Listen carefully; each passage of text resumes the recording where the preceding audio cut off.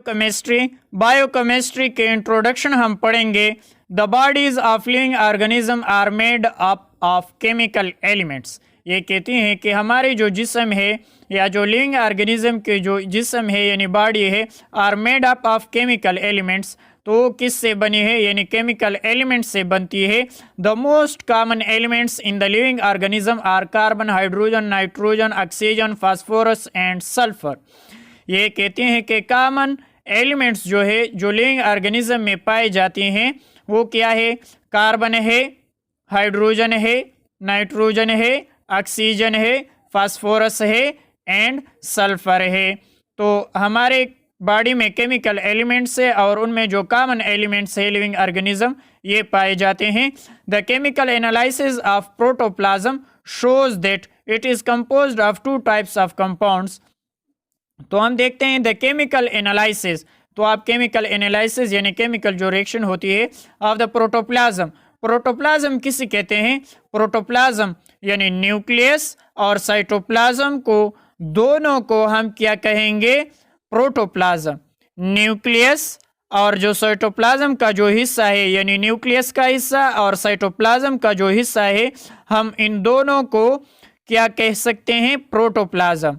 हम न्यूक्लियस और साइटोप्लाज्म दोनों को प्रोटोप्लाज्म कहेंगे। यानी द केमिकल एनालिसिस जो सेल में रिएक्शन होती है प्रोटोप्लाज्म यानी जो साइटोप्लाज्म या न्यूक्लियस, इन दोनों में जो रिएक्शन होती है, shows that it's composed of two types of compounds। तो दो टाइप्स ऑफ कंपाउंड से बनते हैं। i.e. This means organic compounds and inorganic compounds. उनमें ऑर्गेनिक कंपाउंड्स होती है और इनऑर्गेनिक कंपाउंड्स होती है। बायोकेमिकल सब्सटेंसेस को देके बायो इनऑर्गेनिक सब्सटेंसेस जो substance that do not contain carbon, तो वाटर है यानी लिविंग ऑर्गेनिज्म में वो 70% मौजूद है और इनऑर्गेनिक जो साल्ट है वो अबाउट 5% है। और जो बायो ऑर्गेनिक सब्सटेंसेस है सब्सटेंस दैट कार्बन कंटेन, यानी bio organic compounds organic substance उसको हम कहेंगे जिसमें कार्बन मौजूद होती है। तो प्रोटीन 15% होती है, लिपिड 7%, कार्बोहाइड्रेट 2% और न्यूक्लिक एसिड 1% होती है। हमने ऑर्गेनिक और इनऑर्गेनिक कंपाउंड्स को देखे।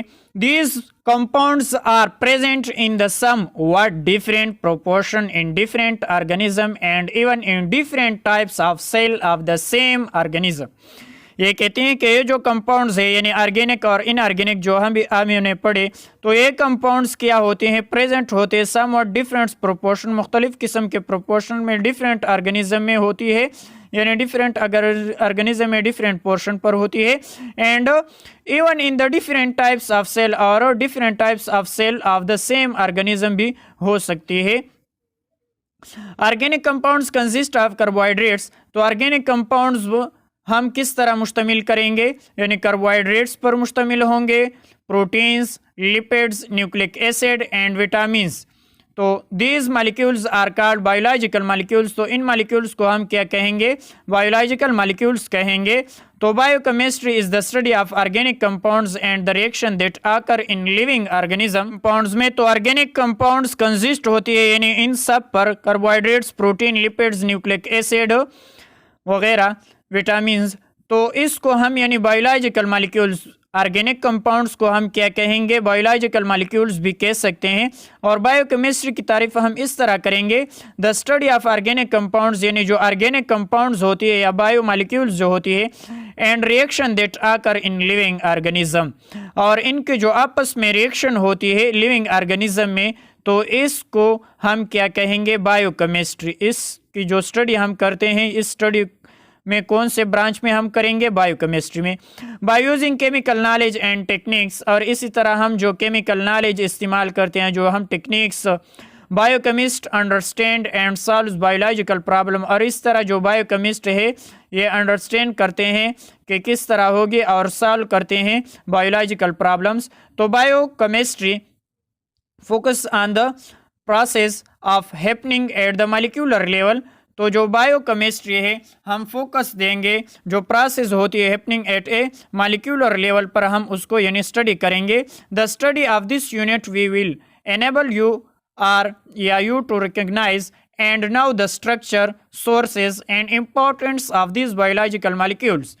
तो हम इस यूनिट में ये स्टडी करेंगे और हम ये पढ़ेंगे और इसको जानेंगे कि जो ऑर्गेनिक केमिस्ट्री या बायोकेमिस्ट्री या बायोलॉजिकल मॉलिक्यूल्स की जो स्ट्रक्चर होती है और उसकी जो सोर्सेज होती है और उसकी जो इम्पोर्टेंस है बायोलॉजिकल मॉलिक्यूल्स की, तो हम इन सब इस चैप्टर में पढ़ेंगे।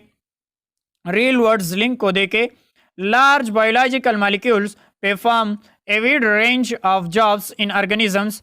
तो जो बायोलॉजिकल ऑर्गेनिज्म होती है, बायोलॉजिकल मॉलिक्यूल्स जो होते हैं वो लार्ज अमाउंट में मौजूद होती है एक ऑर्गेनिज्म में, तो बहुत ज़्यादा हो सकती है। Some carbohydrate store fuel for the future energy. ये कहती हैं कि कुछ कार्बोहाइड्रेट्स हम स्टोर करेंगे, यानी एनर्जी इस्तेमाल करने के लिए हम कार्बोहाइड्रेट को स्टोर करेंगे, लेकिन वो कार्बोहाइड्रेट के फॉर्म में स्टोर नहीं होगी, वो ग्लाइकोजन के फॉर्म में स्टोर होगी।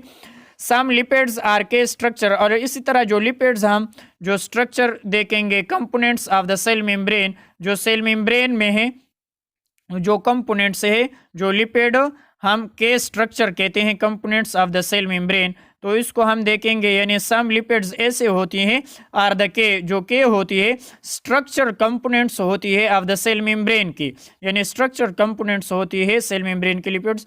Where as protein provided structural supports, और जो प्रोटीन होती है प्रोटीन वो स्ट्रक्चर सपोर्ट देती हैं, जिस तरह आपके नाखून और आपके बाल वगैरह, और इसी तरह हम कैटालाइज्ड के थ्रू भी प्रोटीन इस्तेमाल कर सकते हैं। जितने भी एंजाइम है वो सब क्या है, प्रोटीन है। तो प्रोटीन प्रोवाइड स्ट्रक्चर सपोर्ट भी देती है और ताकत भी देती है, जो हम प्रोटीन कहते हैं। एंड कैटालाइज, और कैटालाइज यानी मेटाबॉलिक रिएक्शन में हम उसको इस्तेमाल करते हैं, तो मेटाबॉलिक प्रोसेस में हम उसको इस्तेमाल करेंगे, तो प्रोटीन को जो एंजाइम के तौर हम इस्तेमाल करेंगे। एंड न्यूक्लिक एसिड स्टोर, और इसी तरह हम न्यूक्लिक एसिड को स्टोर किस तरह करेंगे। एंड ट्रांसफर हेरिडिटी, और जो न्यूक्लिक एसिड में यानी transfer heredity information to the next generation में जो इसको हम हेरिडिटी एक दूसरे में देखते हैं तो किस तरह होती है। इसके बाद हम पढ़ेंगे carbohydrates. Carbo means carbon, hydrate means water. Carbo means carbon, hydrate means water. Carbohydrates, तो जो कार्बोहाइड्रेट्स की जो यानी पुरानी जो डिफिनीशन थी कि कार्बोहाइड्रेट्स किसी कहते हैं जो कार्बन और हाइड्रेट से बने होती हैं, यानी CnH2n, इसको हम क्या कहेंगे, कार्बोहाइड्रेट्स, यानी कार्बन होगी और वाटर की मिकदार। इसी तरह हम फार्मूला फिर देखेंगे। Carbohydrates are the most important classes of naturally occurring organic compounds, और इसी तरह जो ऑर्गेनिक कंपाउंड्स में जो कार्बोहाइड्रेट्स है, तो carbohydrates main important class naturally occurring organic compounds में रूल देते हैं। इट कंसिस्ट ऑफ ग्लूकोज, तो ग्लूकोज पर मुश्तमिल होंगे, जिस तरह के ग्रेप शुगर आप देख सकते हैं उसमें क्या है, ग्लूकोज है। फ्रक्टोज, हनी में आप देखें उसमें फ्रक्टोज मौजूद होती है। सक्रोज, तो सक्रोज क्या है, केन शुगर जो आप जानते हैं। स्टार्च, स्टार्च क्या होती है, प्लांट्स में मौजूद होती है, तो पोटैटो में ज़्यादा मिकदार में स्टार्च मौजूद होती है। एंड सेल्यूलोज वुड, और सेल्यूलोज कहाँ मौजूद होती है, लकड़ी में मौजूद होती है। तो आप इस पिक्चर को देख सकते हैं, यानी कार्बोहाइड्रेट्स ये केन शुगर है, सक्रोज, और इसी तरह इसमें आप यानी जो मेवे हैं या पोटैटोज है या वगैरह और, तो इनमें भी कार्बोहाइड्रेट्स पाए जाते हैं। These are organic compounds composed of carbon, hydrogen and oxygen in the ratio of 1:2:1 respectively. जो ऑर्गेनिक कंपाउंड्स हम पढ़ेंगे यानी कार्बोहाइड्रेट्स, तो कार्बोहाइड्रेट्स का जो यानी हम रेशियो देखते हैं उसमें कार्बन, हाइड्रोजन, ऑक्सीजन मौजूद होती है। तो कार्बन यानी 1 होगा, हाइड्रोजन उसके रेशियो में 2 होगा और ऑक्सीजन उसके रेशियो में 1 होगा। तो इस तरह हम उसके रेशियो रखेंगे जिस तरह मैंने पहले बताया। Some time also contain nitrogen, और कुछ टाइम इसमें नाइट्रोजन भी मौजूद हो सकता है। फॉर एग्जांपल केराटिन में आप देखें एंड सल्फर, और अगर आप सल्फर देखें केराटिन को, तो केराटिन में सल्फर भी मौजूद होती है, sulphate. They have general formula of CnH2n, यानी अगर हम देखते हैं उसके जनरल फार्मूला, तो n क्या शो करेंगे, नंबर ऑफ कार्बन एटम्स को, तो जनरल फार्मूला उसने लिखा CnH2n H2N, यानी ये क्या होगा अगर हम इसको खोलेंगे तो CN H2N और ON, तो इस तरह हम भी लिख सकते हैं। Where N will take the value of either 3 और ग्रेटर देन 3। N क्या शो करेंगे, यानी नंबर शो करेंगे कि कितने हैं, 3 है या 3 से ज़्यादा है।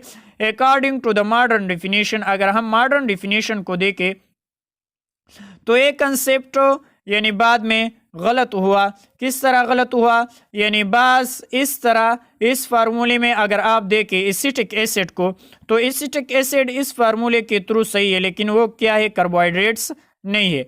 इस तरह अगर आप रेमिनोज देखें तो रेमिनोज इस फार्मूले के थ्रू गलत है, लेकिन वो क्या है, कार्बोहाइड्रेट्स है, तो उसको हम बाद में पढ़ेंगे। तो according to the modern definition, अगर हम मॉडर्न डिफिनीशन को देखें कार्बोहाइड्रेट्स आर मैक्रो मॉलिक्यूल्स। तो मैक्रो आप जानते हैं, यानी जो कार्बोहाइड्रेट्स मैक्रो, माइक्रो छोटे को कहते हैं, मैक्रो बड़े को कहते हैं। तो carbohydrates are macro molecules of polyhydroxy aldehyde और कीटोन। तो ये कहते हैं कि कार्बोहाइड्रेट्स क्या होंगे, मैक्रो मॉलिक्यूल्स होंगे, पॉलीहाइड्रोक्सी एल्डिहाइड होगा और कीटोन होगा। These substances have hydroxy and aldehyde और ketone functional group. It's definition में हम मैक्रो मॉलिक्यूल्स लेंगे और उसमें पॉलीहाइड्रोक्सी एल्डिहाइड होगा या कीटोन। तो जो सब्सटेंसेस हम हाइड्रोक्सी या एल्डिहाइड या कीटोन, इसको हम यानी कार्बोहाइड्रेट्स के फंक्शनल ग्रुप भी कह सकते हैं।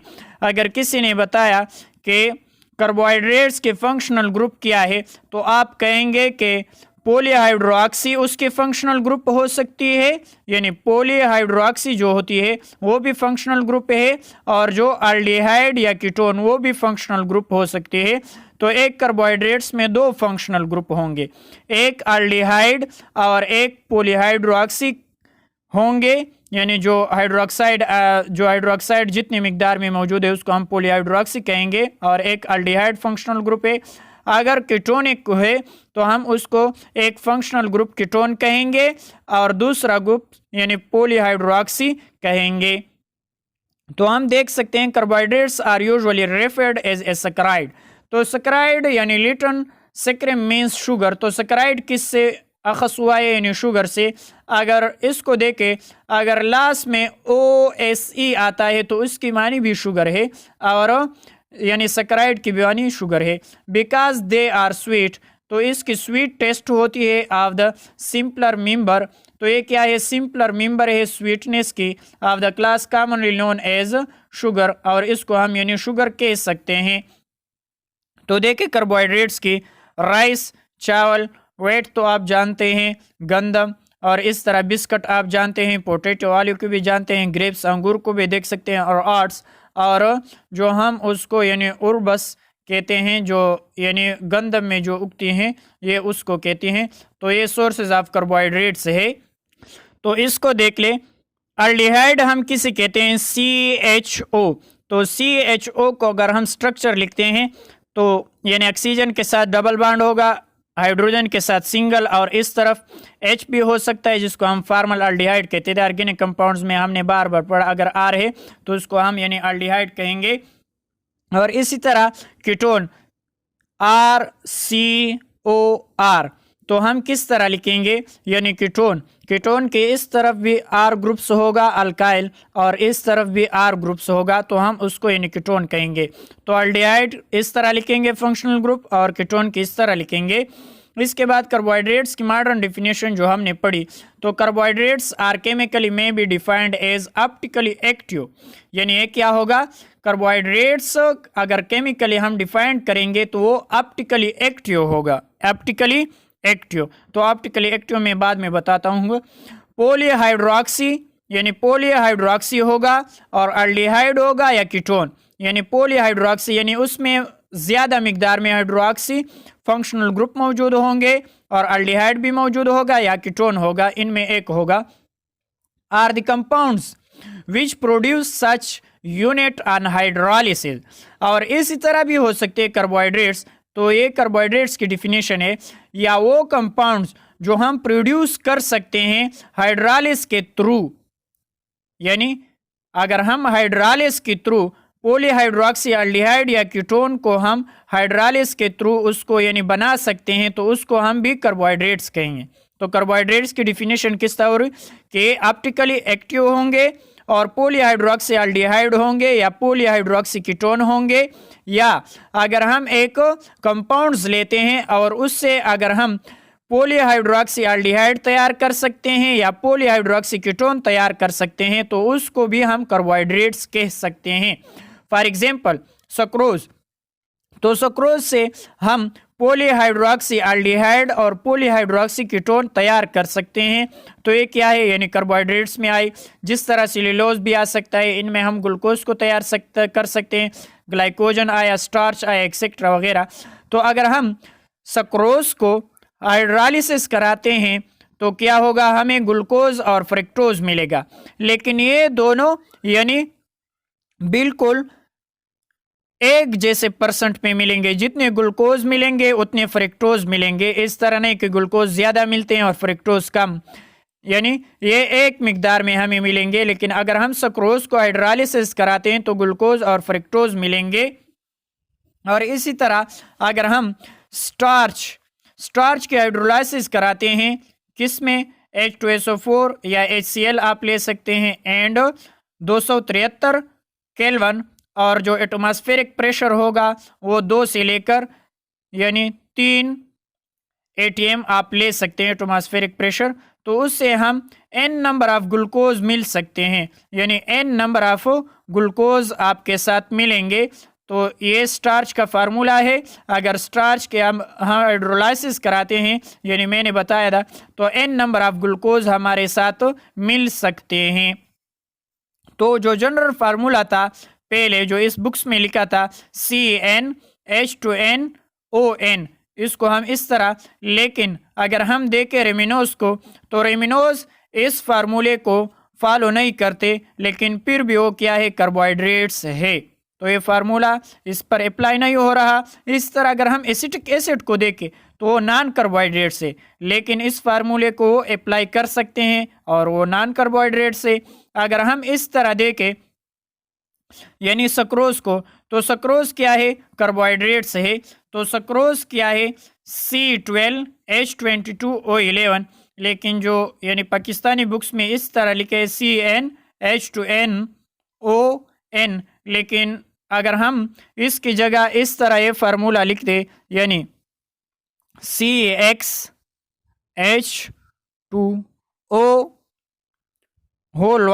तो ये ज़्यादा करेक्ट होगा बनिस्बत इसके, क्योंकि इसमें सक्रोज भी आ सकता है इस फार्मूले में, और इस फार्मूले में हमारे साथ यानी सक्रोज कार्बोहाइड्रेट्स में नहीं आती। तो अगर हम ये फार्मूला इस्तेमाल करें, अप्लाई करें, तो इसमें ये सक्रोज भी करेक्ट आती है।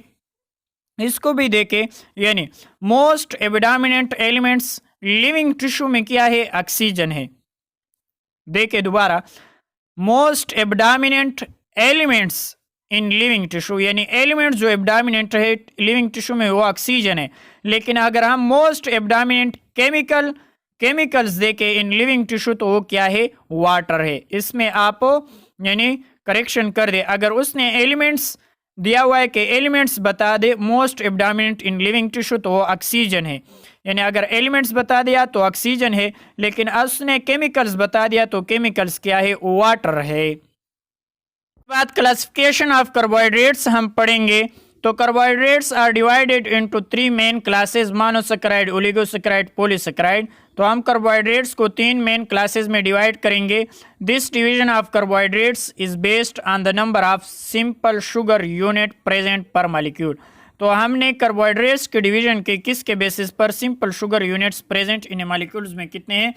तो सबसे पहले क्या है, मोनोसैकेराइड। मोनो किसे कहते हैं, मोनो एक, सैकेराइड यानी शुगर, सैकेराइड शुगर जो हमने पहले पढ़ चुके हैं कि सैकेराइड मीन्स शुगर। तो मोनो मीन्स एक और saccharide means sugar.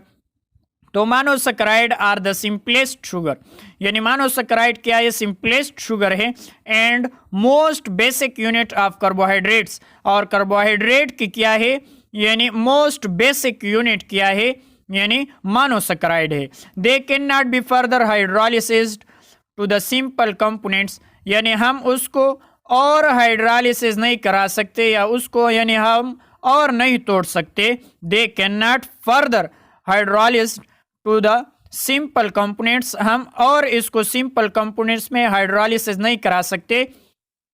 The general formula is the CnH2n, जो मैंने बार बार बताया, where N 3, 4, 5 and so on, और इसी तरह हो सकती है यानी 9 तक। A monosaccharide consist of 3 to 9 carbon atom, इसको याद कर ले। यानी मैंने बताया कि जो N है N 3, 4, 5, 6, 7, 8, 9 तक हो सकती है, तो ये उसका फार्मूला है। लेकिन जो मोनोसैकेराइड में होती है वो 3 से लेकर 9 तक कार्बन एटम होती है। कितने? 3 से लेकर 9 तक कार्बन एटम्स को आप गिनेंगे, यानी आप कार्बन एटम को देखेंगे। इसी तरह नहीं कि आप मोनोसैकेराइड में क्या कहेंगे कि मोनोसैकेराइड में क्या होती है कि हम सैकेराइड को जोड़ते हैं, नहीं, हम कार्बन एटम को देखेंगे कि उसमें कितने कार्बन एटम आपस में अटैच है, तो वो 3 से लेकर 9 तक हो सकती है। क्या बताया कि मोनोसैकेराइड में आप कार्बन एटम को देखेंगे कि कितने कार्बन एटम आपस में अटैच है, यानी 3 से लेकर 9 तक कार्बन एटम अटैच हो सकती है। तो monosaccharide are further classified according to the number of carbon atom present in the molecules of, यानी triose, tetraose, pentaose, hexose etcetera. तो इस तरह अगर 3 है तो उसको हम ट्रायोज, अगर 4 है तो हम टेट्राओज, अगर 5 है तो पेंटाओज, अगर 6 है तो हेक्सोज हम कहेंगे, और इसी तरह आप कह सकते हैं। तो इसको देखें, ये क्या है? ग्लूकोज का फार्मूला है। कौन सा? फिशर प्रोजेक्शन का फार्मूला इस तरह है। यानी ये फार्मूला हम किस तरह, या इस ओपन स्ट्रक्चर को हम इस तरह क्यों ड्रा करते हैं, इसके लिए यानी साइंसदानों ने 5 रिएक्शन करवाए थे, और 5 रिएक्शन के बाद ये फार्मूला आया जो ओपन चेन में हम लिखते हैं। ये हम यानी अपने से या खुद से नहीं लिख सकते, तो ये यानी साइंसदानों ने इस पर एक्सपेरिमेंट की और 5 प्रोसेस के बाद ये स्ट्रक्चर आया, तो उसके बाद उन्होंने ये स्ट्रक्चर बना दिया। लेकिन फिर ये स्ट्रक्चर यानी बाद में क्या हुआ? फेल हुआ, जो हम साइक्लिक स्ट्रक्चर बनाएंगे, क्योंकि क्या है इसमें अल्डिहाइड ग्रुप क्या है? फ्री है। और जो हम पढ़ेंगे कि जो सॉल्यूशन होती है तो हम बाद में बताएंगे। लेकिन ये क्या है? ये ग्लूकोज का फार्मूला है, और इसको हम एल ग्लूकोज कहेंगे। एल ग्लूकोज हम इसको क्यों कहते हैं आप देखें, यानी 1, 2, 3, 4, 5, 6, जब 5 कार्बन पर OH लेफ्ट साइड पर हो तो उसको हम एल ग्लूकोज कहेंगे, और जब 5 कार्बन पर OH राइट साइड पर हो तो उसको हम डी ग्लूकोज कहेंगे। और इस तरह इसको देखें, 1, 2, 3, 4, 5, 6, तो इस कार्बन पर OH राइट साइड पर है, तो इस वजह से हम उसको डी फ्रक्टोज कहेंगे। तो ये उसकी स्ट्रक्चर है। ग्लूकोज के स्ट्रक्चर पर रिवीजन करवाते हैं। मैंने बता दिया कि ग्लूकोज के स्ट्रक्चर के लिए साइंसदानों ने 5 रिएक्शन करवाए, 5 प्रोसेस करवाए, फिर उसको बाद उन्होंने ये ओपन चेन लिखा कि इस तरह बन सकती है। और जो मैंने बता दिया कि डी और पॉजिटिव, वो मैंने पहले भी बताया है कि डी किस तरफ आती है। डी इसलिए आती है कि अगर 5वें कार्बन पर OH इस तरफ है तो इसको हम डी, और पॉजिटिव को हम डेक्स्ट्रो रोटेटरी बताते हैं। तो डेक्स्ट्रो रोटेटरी है तो ये क्या होती है, यानी ये इस तरह हम लिख सकते हैं इसको। अगर हम ओपन लिख दे तो एक हाइड्रोजन के साथ बाड होगा और 2 बाड ऑक्सीजन के साथ होंगे। तो ऑक्सीजन मोस्ट इलेक्ट्रोनेगेटिविटी है, तो इस वजह से पार्शल नेगेटिव पार्शल पॉजिटिव, और ये हाइड्रोजन इस पर अटैक करेगा 5वें कार्बन वाला, जो ये नीचे से 5वां कार्बन है कायरल, तो ये इसके साथ हो, यानी और डी और एल को आप इस तरह लिखेंगे, यानी आखिर से जो इस तरफ जो कायरल कार्बन है उसको देके अगर OH इस तरफ है तो आप डी लिखेंगे, अगर OH इस तरफ है तो आप एल लिखेंगे। डी OH अगर राइट साइड पर है तो डी होगा, अगर OH लेफ्ट साइड पर है तो एल ग्लूकोज होगा। और पॉजिटिव नेगेटिव तो एक्सपेरिमेंटल है। तो ये क्या होती है, हाइड्रोजन इसके साथ यानी बॉन्ड बना देती है, OH बना देती है, और इसके बाद ये जो ऑक्सीजन है तो ये ऑक्सीजन और कार्बन के दरमियान बॉन्ड बन जाती है, और जब OH यानी राइट साइड पर हो तो उसको हम अल्फ़ा कहेंगे, तो ये अल्फ़ा डी पॉजिटिव ग्लूकोज हो गया। तो अगर हम इसके स्ट्रक्चर बनाते हैं तो ये 5 कार्बन और 1 कार्बन क्या है, आपस में अटैच है ऑक्सीजन के साथ। तो आप देखें 1 कार्बन और 5 कार्बन के दरमियान क्या है, ऑक्सीजन है, और इसमें आप देखें। और बाकी मैंने बता दिया, जो लेफ्ट साइड है, लेफ्ट साइड वाले को आप ऊपर लिखेंगे, लेफ्ट साइड वाले को आप ऊपर लिखेंगे, और राइट साइड वाले को आप यानी नीचे लिखेंगे। इसके बाद यानी बीटा को देखें तो अल्फा और बीटा, अगर पहले कार्बन पर यानी OH राइट साइड पर है तो अल्फा होगा, अगर OH लेफ्ट साइड पर है तो उसको हम क्या कहेंगे, पहले कार्बन पर उसको हम बीटा कहेंगे। तो ये क्या हुआ, यानी बीटा डी पॉजिटिव ग्लूकोज बन गया। और बीटा पॉजिटिव ग्लूकोज की किस तरह हम स्ट्रक्चर लिखेंगे, तो ये क्या होगा, जो लेफ्ट साइड है, लेफ्ट साइड वाला ऊपर होगा और राइट साइड वाले को आप नीचे लिखेंगे। तो इन सब को आप नीचे लिख दे और इन सब को आप ऊपर लिख दे। तो OH ऊपर आएगा पहले कार्बन पर, क्योंकि हम लेफ्ट साइड वाले को ऊपर लिखेंगे। तो ये बीटा डी ग्लूकोज बन गया। तो यानी अल्फा और बीटा हम पहले कार्बन को देखेंगे, और डी और एल को हम यानी आखिरी कार्बन से ऊपर वाला कार्बन को हम देखेंगे। अगर राइट साइड पर है तो डी, अगर लेफ्ट साइड पर है तो क्या होगा, यानी एल ग्लूकोज होगा। अगर यानी जब कार्बन पर चेंजिंग होती है कार्बन पर तो उसको हम एनोमर्स कहेंगे। और मैंने ये पहले भी बताया है कि एनोमर्स और एपीमर्स क्या है, एक जैसे हैं। तो अगर हम ग्लूकोज से ग्लूकोज बनाते हैं तो जो 4 कार्बन है, 4 कार्बन को आप चेंज कर दे, OH इस तरफ लाए तो वो ग्लूकोज में तब्दील हो जाएगा। क्राइड में they are not further hydrolysis into the small unit. तो ये मोनोसैकेराइड की डिफिनेशन तो हमने पहले भी पढ़ी है। तो इसमें क्या आती है, ग्लूकोज आती है, फ्रक्टोज आती है, ग्लूकोज आती है, राइबोज आती है। तो ये सब चीज़ें यानी मोनोसैकेराइड में आती है। जब ओलिगोसैकेराइड पढ़ेंगे तो वो भी पढ़ेंगे, और पॉलीसैकेराइड भी पढ़ेंगे, ठीक है। The two most important monosaccharide are glucose and fructose. तो glucose and fructose are the hexose. ये दोनों क्या होती है, हेक्सोज होती है। उनमें यानी 6 कार्बन मौजूद होती है, and have same molecular formula. और उसकी मॉलिक्यूलर फार्मूला सेम होती है लेकिन स्ट्रक्चर फार्मूला डिफरेंट होती है। ग्लूकोज में अल्डिहाइड फंक्शनल ग्रुप होगा और फ्रक्टोज में कीटोन फंक्शनल ग्रुप होगा। In this monosaccharide glucose is penta hydroxy aldehyde होगा। यानी उन्होंने फिर बताया है, यानी ग्लूकोज में क्या होती है, पेंटा हाइड्रोक्सी अल्डिहाइड मौजूद होती है, हैविंग अल्डिहाइड फंक्शनल ग्रुप मौजूद होती है, और पॉलीहाइड्रोक्सी फंक्शनल ग्रुप भी मौजूद होते हैं। तो इनमें 2 फंक्शनल ग्रुप होते हैं। क्या होते हैं मोनोसैकेराइड में, एक तो हाइड्रोक्सी ग्रुप मौजूद होते हैं, पॉलीहाइड्रोक्सी, जितनी भी हाइड्रोक्सी है आप उसको गिन ले। यानी अगर 5 है तो पेंटा हाइड्रोक्सी होगा, अगर 6 है तो हेक्सा हाइड्रोक्सी होगा, इसी तरह। और एक फंक्शनल ग्रुप क्या है, अल्डिहाइड है, तो इसको हम क्या कहेंगे, glucose. While fructose is the penta hydroxy ketone. और इसमें क्या होती है, 5 हाइड्रोक्सी फंक्शनल ग्रुप होती है और एक कीटोन फंक्शनल ग्रुप होता है, इसको हम यानी फ्रक्टोज कहेंगे, having ketonic functional group. Their open chain structure formula are given in the figure. तो हमने फिगर में देखा है कि यानी ग्लूकोज और फ्रक्टोज को स्ट्रक्चर आप देख सकते हैं। तो ये क्या है, ग्लूकोज है, और ये क्या है, फ्रक्टोज है।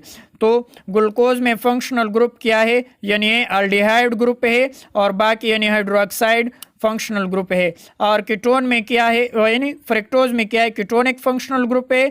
तो कीटोन हम किसको कहेंगे, यानी ये जो कार्बन है ये 2 कार्बन के साथ अगर अटैच है तो हम इसको यानी कीटोन कहेंगे, और एक यानी इस तरफ भी ऑक्सीजन के साथ अगर अटैच है डबल बॉन्ड के साथ, तो ये क्या है, कीटोन फंक्शनल ग्रुप है, और बाकी हाइड्रोक्साइड क्या है, फंक्शनल ग्रुप मौजूद है। इसके बाद हम पढ़ेंगे डाइबेट्स के। तो डाइबेट्स को देखें, इसमें यानी ज़्यादा तफसील आती है। तो देखें, monosaccharide molecules can be rotate the plane polarised light to the right clockwise तो मैंने पहले भी बताया है कि जो राइट क्लॉकवाइज करते हैं उसको हम यानी पॉजिटिव के साथ शो करते हैं, they are called dextro rotatory. जो क्लॉकवाइज होती है उसको हम डेक्स्ट्रो रोटेटरी कहेंगे या डेक्स्ट्रोज शुगर आप इसको कह सकते हैं। While other rotate the plane polarised light left यानी anti clockwise are called laevo rotatory. तो जो डेक्स्ट्री रोटेटरी होती है उसके लिए हम पॉजिटिव इस्तेमाल करेंगे या स्मॉल डी भी इस्तेमाल कर सकते हैं, दोनों आप इस्तेमाल कर सकते हैं। और लीवर रोटेटरी के लिए नेगेटिव इस्तेमाल करेंगे या उसके साथ आप स्मॉल एल को भी इस्तेमाल कर सकते हैं। तो मैंने पहले भी बताया है कि ये क्या है, एक्सपेरिमेंटल ये है, हम इसमें ज़्यादा डिटेल में नहीं जाएंगे, आप 10th क्लास में हैं। तो अगर मोनोसैकेराइड क्या होती है, रोटेट होती है प्लेन पोलराइज्ड लाइट में, अगर क्लॉकवाइज रोटेट होती है तो हम उसको डेक्स्ट्रो रोटेटरी कहेंगे या पॉजिटिव उसके साथ लिखेंगे या डेक्स्ट्रोज शुगर उसको कहेंगे। जो एंटी क्लॉक होती है उसको हम लीवर रोटेटरी कहेंगे और यानी माइनस और एल से स्मॉल एल से हम उसको जाहिर कर सकते हैं। तो ये क्या है यानी डेक्स्ट्रो और लीवर रोटेटरी। तो डेक्स्ट्रो रोटेटरी क्या होती है, क्लॉकवाइज, और लीवर रोटेटरी क्या होती है, एंटी क्लॉकवाइज होती है। और डेक्स्ट्रो रोटेटरी को पॉजिटिव और लीवर रोटेटरी के हम नेगेटिव या स्मॉल एल के साथ, तो ये इस तरह होती है, इस बुक्स में आप देख ले।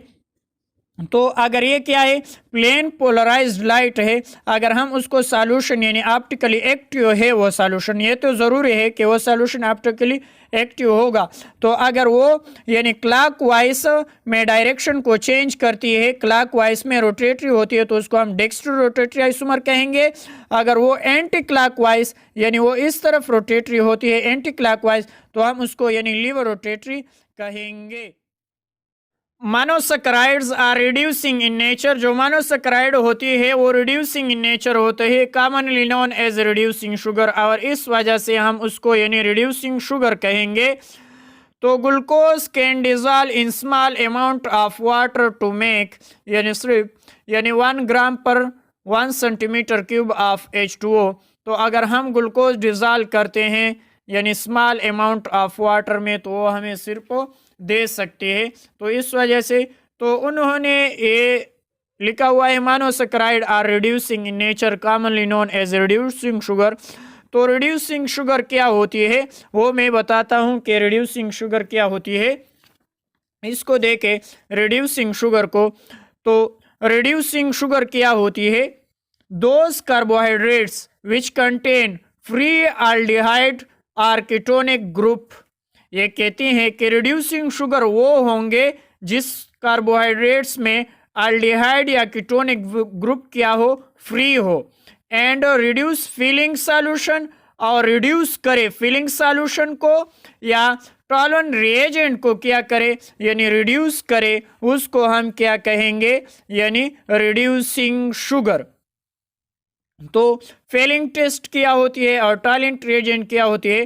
तो टॉलेंट टेस्ट में क्या होती है, AgNO3 प्लस NH4OH।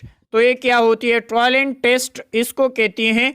अगर हम इसमें शुगर डालते हैं और वो यानी रिड्यूस हो जाए तो उसको हम क्या कहेंगे, उस शुगर को हम रिड्यूसिंग शुगर कहेंगे, और उसमें फ्री एल्डिहाइड या कीटोनिक ग्रुप होगा, इस कॉल्ड रिड्यूसिंग शुगर।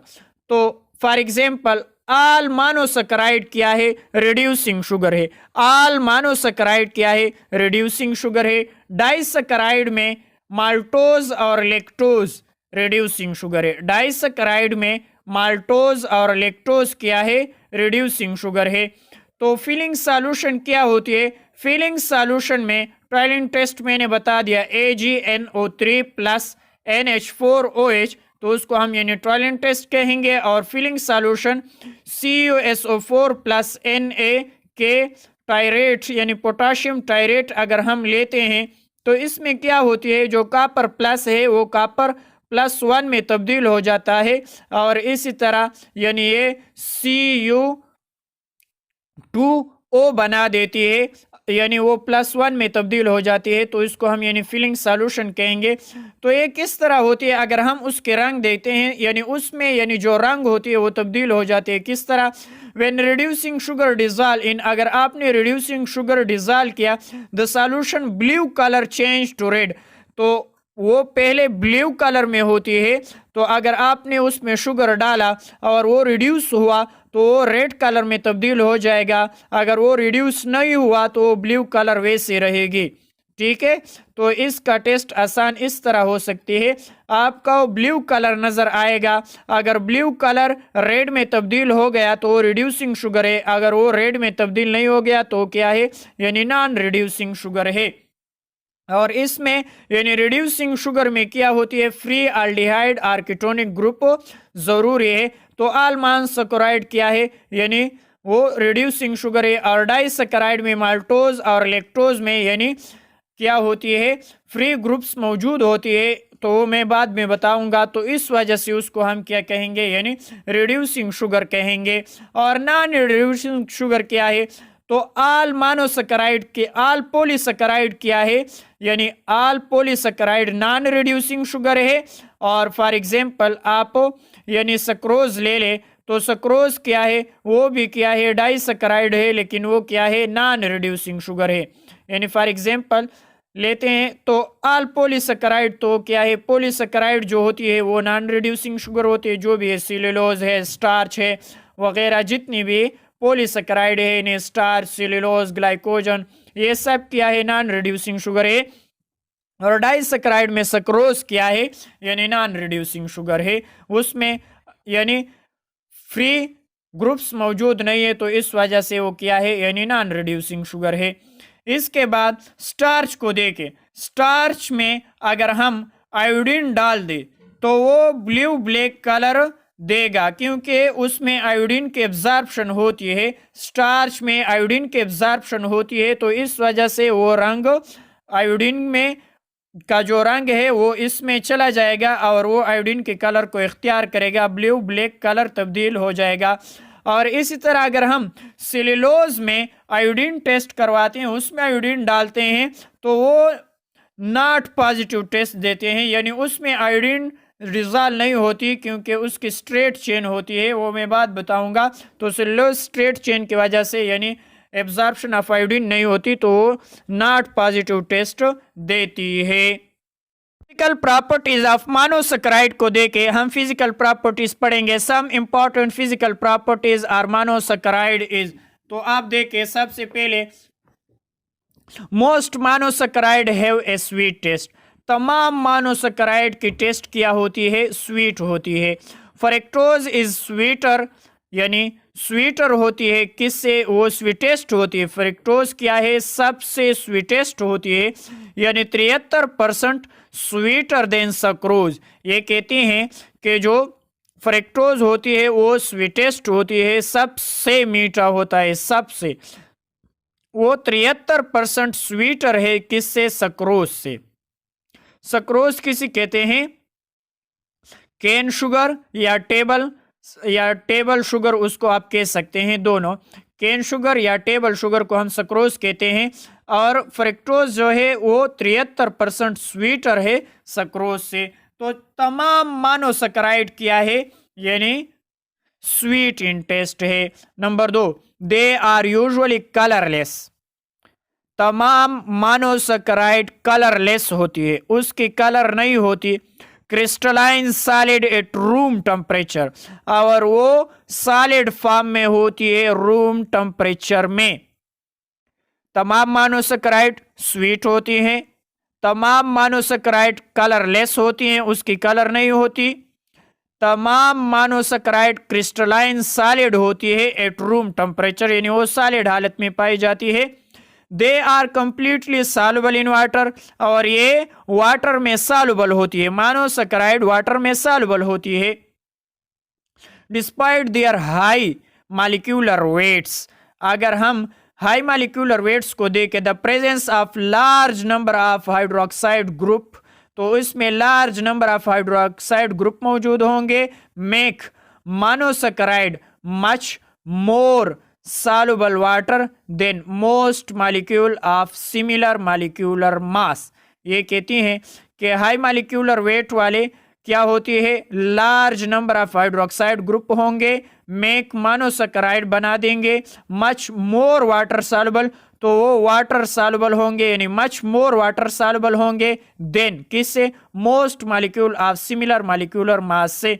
तो ये क्या हुई, यानी फिजिकल प्रॉपर्टी हुई मोनोसैकेराइड्स की। ओलिगोसैकेराइड, ओलिगोसैकेराइड में 2 से लेकर 9 तक मोनोसैकेराइड, मोनोसैकेराइड में कार्बन एटम को हम देखते थे, लेकिन ओलिगोसैकेराइड में हम मोनोसैकेराइड, मैंने पहले बताया मोनोसैकेराइड में हम कार्बन एटम को देखते थे 3 से लेकर 9 तक, और ओलिगोसैकेराइड में मोनोसैकेराइड 2 से लेकर 9 तक।